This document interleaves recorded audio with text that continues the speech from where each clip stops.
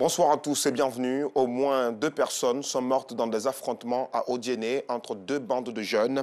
Les affrontements ont duré toute la nuit du mardi 12 juillet et se sont prolongés dans la journée de mercredi 13 juillet 2022. Selon l'AIP, l'agence ivoirienne de presse, la bagarre a opposé des jeunes des quartiers Libreville et Vakabala. Un règlement de compte sur fond d'antécédents entre les jeunes de ces quartiers serait à l'origine de cette bagarre. Un couvre-feu de 7 jours a été instauré hier par le préfet de la région du Kabadougou, préfet d'Odiéné. Il commence à 20 h et prend fin à 6 h du matin. Rentrons à présent dans l'univers des bagagistes installés dans les gares et les marchés. Certains transportent les bagages à l'aide de poussettes, tandis que d'autres n'ont pour seul moyen de transport que leur tête. Et oui, vous l'avez bien entendu, et Anissette Konan-Blessing est rentrée dans leur univers. Elle nous explique tout sur les difficultés que rencontrent ces garagistes. Reportage. À Djamé Marché Gouro, 8 h ce matin. Koné est à son poste. La trentaine révolue, il dit préférer ce métier de bagagiste à l'oisiveté. On est là, on ne gagne pas de travail, il n'y a rien. À cause on prend boulot dans de vrai, ça en fait un peu. Donc on gagne plus maillé. Pour moi, le boulot, il y a un envoi client, on prend client, on prend par exemple de 200, 300, 500, on devrait aller ça. Comme Koné, Aliou lui exerce ce métier depuis bientôt 10 ans. Être bagagiste n'est pas sans difficulté, assure-t-il. Souvent, il y a des gens qui nous évitent et nous prennent comme ça. Et disent nous on est séparés, on ne veut pas travailler, on vient pousser le bread. On n'est pas travaillé pour faire ça, pour ça on vient pousser le bread. Souvent, on peut faire un jour même 1000 francs, on ne peut pas gagner. Il y a des clients qui nous fatiguent. Tu peux dire, tu vas prendre là combien? Tu peux dire ça 1000 francs, arriver là-bas, il va te donner 500. Quand il plaît, ça ne marche pas. C'est pas tout le monde qui va au marché. Il appelle donc à l'aide de qui veut bien leur apporter un coup de main.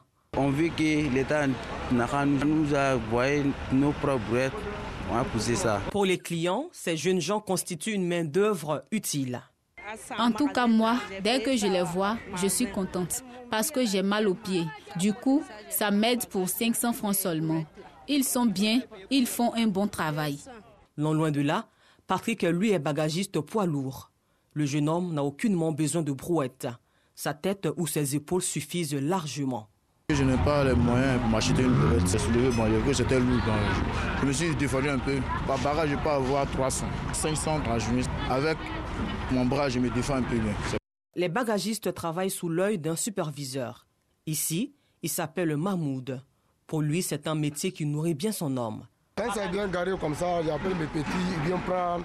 Ça dépend des petits, ils prennent 2 ou 3 ou 4. Tu vois, non? Maintenant, la palotte, il y a 50 dedans. Je les paye 1500. Tu vois, 2000. Ça nous aide beaucoup. En cette saison de pluie, exercer ce métier de bagagiste s'avère difficile. La boue n'arrange absolument rien à leur activité. Le portrait de ce soir nous conduit à la découverte de Namizata, une étudiante studieuse.